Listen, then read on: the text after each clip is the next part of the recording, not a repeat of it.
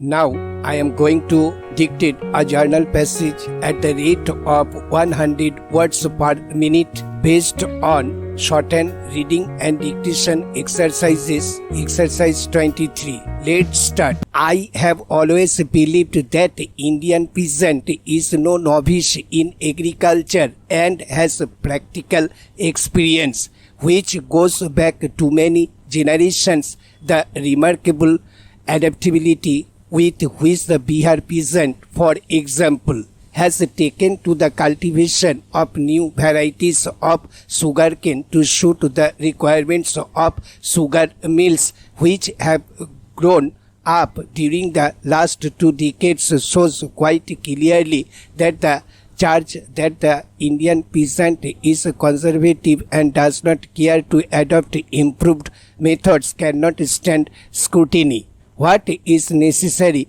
therefore, is to demonstrate to him to his satisfaction that a new method or a new variety gives a larger yield or is otherwise profitable. Stop para. The most serious problem facing the country today is the one relating to insufficient production of food in the country.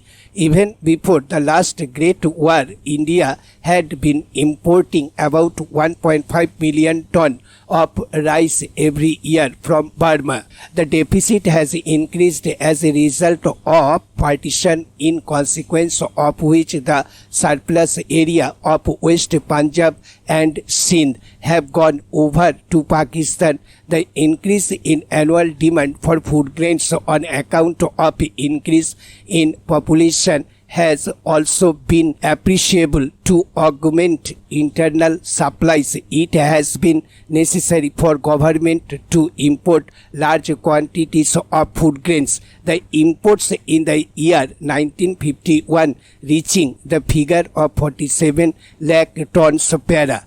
Our planning commission, the government and all thoughtful people have been anxiously considering ways and means of increasing the food production for the purpose of closing this gap between production and requirement. The big river valley projects, some of which are already taken in hand and others which are under contemplation, will take time to be completed and are not expected to yield immediate results. For meeting the present deficit, we shall have to rely very largely on the minor irrigation projects such as wells, tanks and tube wells. Water available from small rivers, rivulets and channels can also be utilized. I am convinced there is a great deal of scope for these small projects, and I have no doubt that if these are